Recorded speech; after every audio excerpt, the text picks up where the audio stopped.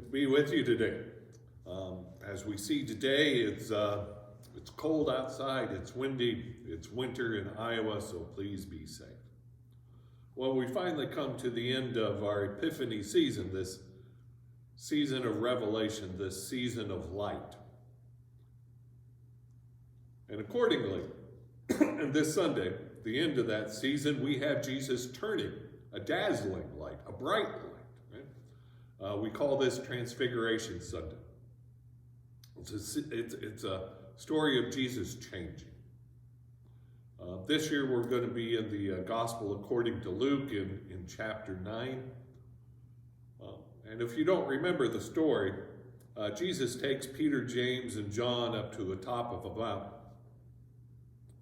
to this thin place where God always seems to reveal himself, a thin place where spirituality happens, that thin place between heaven and earth, the lines are blurred.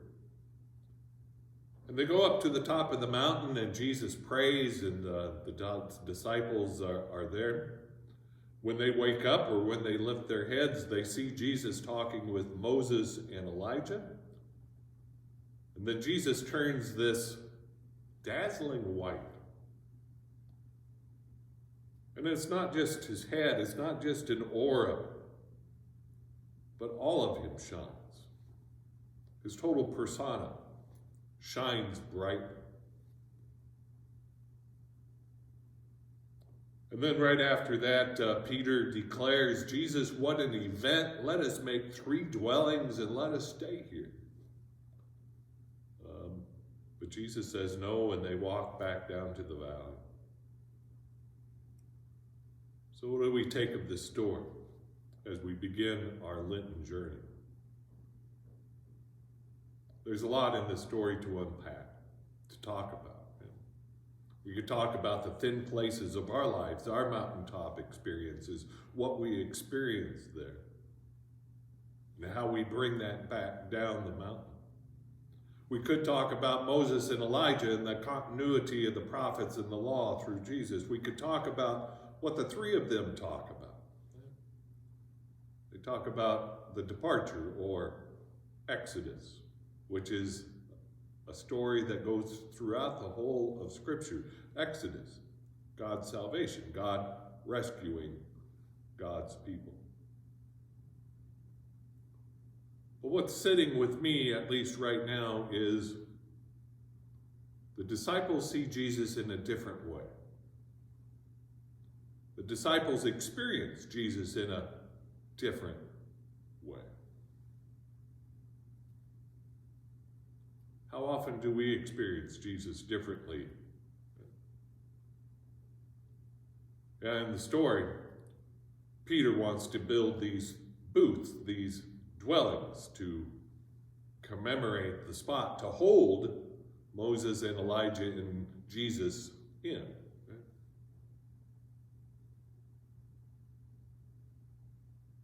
So it's an invitation, at least what I'm hearing today, it's an invitation to see Jesus differently, to see Jesus in a wider perspective of life.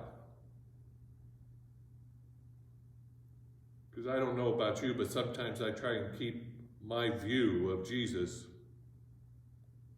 pretty compact. Because it's easy, right? Because what happens when we think about Jesus in a wide way? Well, anything can happen. Okay? Our expectations are out the window. So I do think it invites us to see Jesus in new light, to think about Jesus and our experience with Christ in a different way, and then see ourselves and others also different. Because what I think will happen then is we, like the disciples, have to come back down the mountain. We have to come back to the earth, into the realities of life, we like to call it. But if we can see Jesus in a new light, if we can see ourselves and others differently,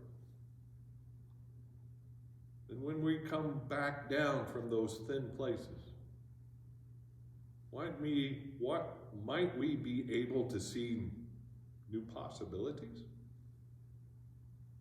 What might we see others and their actions in new light?